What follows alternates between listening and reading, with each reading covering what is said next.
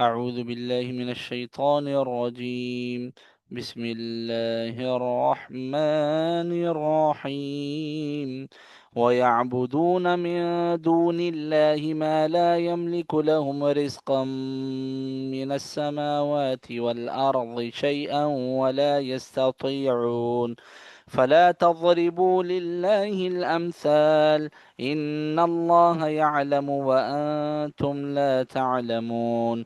ضرب الله مثلا عبدا مملوكا لا يقدر على شيء ومن رزقناه منا رزقا حسنا فهو ينفق منه سرا وجهرا. هل يستوون هل يستوون؟ الحمد لله بل أكثرهم لا يعلمون. وضرب الله مثلا رجلين أحدهما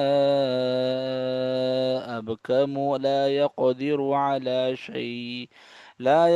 على شيء وهو كل على مولاه أينما يوجهه لا يأتي بخير.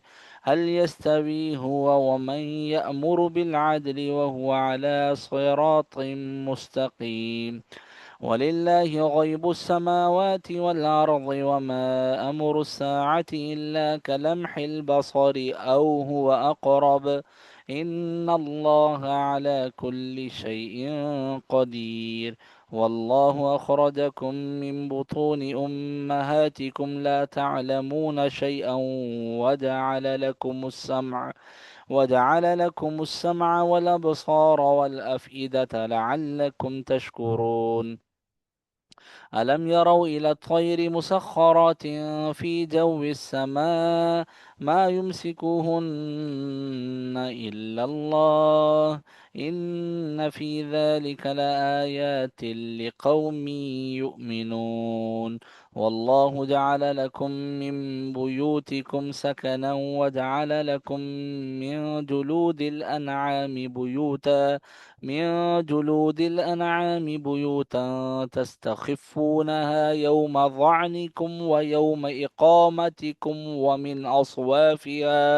ومن أصوافها وأوبارها وأشعارها أثاثا ومتاعا إلى حين.